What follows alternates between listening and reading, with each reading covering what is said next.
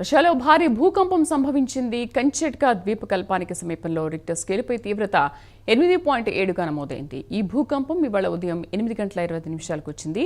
దీంతో Japan, Hawaii tsunami హెచ్చరికలు జారీ చేశాయి. 3 నుంచి 4 మీటర్ల ఎత్తులో అలలు ఎగిసిపడ్డాయి. ప్రజలు తీర ప్రాంతాలను వదిలి వెళ్లాలని అధికారులు హెచ్చరికలు జారీ చేశారు. దీనిపైన పూర్తి సమాచారాన్ని నేషనల్ బ్యూరో చీఫ్ కళ అందిస్తారు. కళ, శ్రీదేవి, దాదాపు ఏదైతే ఈ రోజు అంటే భారత కాలమాన ప్రకారంగా తెల్లవారుజామున ఇటు మనకు రష్యా తర్వాత మనకు జపాన్ కి సంబంధించినటువంటి వివిధ ప్రాంతాల్లో భూకంపానికి సంబంధించినటువంటి సమాచారం కూడా అందుతూ ఉంది. అయితే భూకంప కేంద్రం మాత్రము మనకు రష్యాకి దగ్గరలో ఉన్నటువంటి కమట్కా అన్నటువంటిది ఒక ప్లేస్. ఇది ఒక ద్వీపకల్పం. దాదాపు 8.7 తీవ్రతతో భూకంపం సంభవించింది ఈ రోజు, అంటే తెల్లవారుజామున.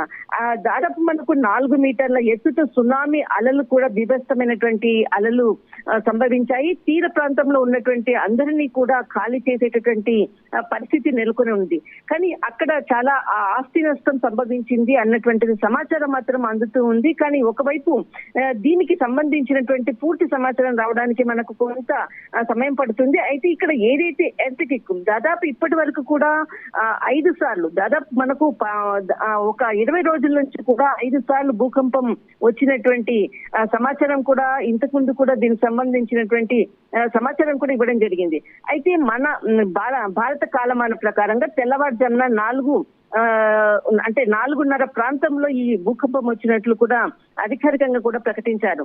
అయితే దీనితో మనకు కాలిఫోర్నియా అనుకోవచ్చు, తర్వాత జపాన్, ఈ పరిసర ప్రాంతాల్లో అన్నిటినీ కూడా కొంత అలర్ట్ చేసినటువంటి ప్రస్తుతం ఉన్నటువంటి పరిస్థితి అని చెప్పవచ్చు. కానీ ఈ విధంగా భూకంపం సంభవించడంతో అక్కడ ఏదైతే బహుళ అంతస్తులు బిల్డింగ్లు కూడా చాలా దెబ్బతిన్నట్లు కూడా ఉంది. కానీ ఇప్పటి వరకు మాత్రం ప్రాణ నష్టం జరిగినట్లు కూడా ఎక్కడా కూడా సమాచారం లేదు. ఎందుకంటే ఇది ఒక డే టైం జరగడంతో కొంత అంటే ఏదైతే మనకు ఆస్తి నష్టం మాత్రమే కొంత సంభవించినట్లు కూడా సమాచారం అందుతుంది. కానీ ఏదైతే ఇప్పటి వరకు కూడా సునామీ అలలతో బీభత్సమైనటువంటి సముద్ర తీర ప్రాంతాలంతా కూడా అక్కడ ఖాళీ చేశారు.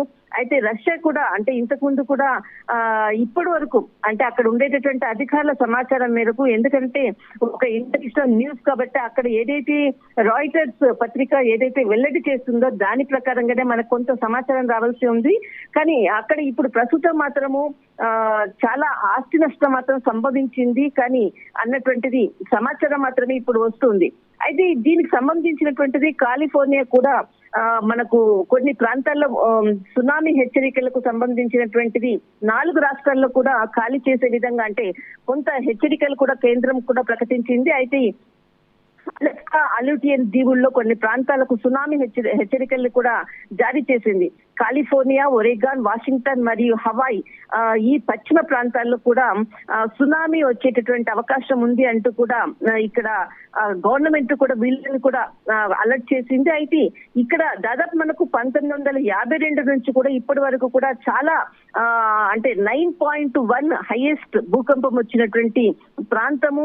ఈ ప్రాంతాల్లో కూడా అంటే ఏదైతే ఇప్పుడు ఈ రోజు వచ్చినటువంటిది మనకు కమట్కా అన్నటువంటిది ఏదైతే ఉందో ఈ రోజు వచ్చినటువంటి భూకంప తీవ్రత కన్నా ఇంతకు ముందు దాదాపు 1952లో 9.1 కి సంబంధించినటువంటి ఎర్త్క్వేక్ వచ్చినటువంటి సందర్భం కూడా ఉంది.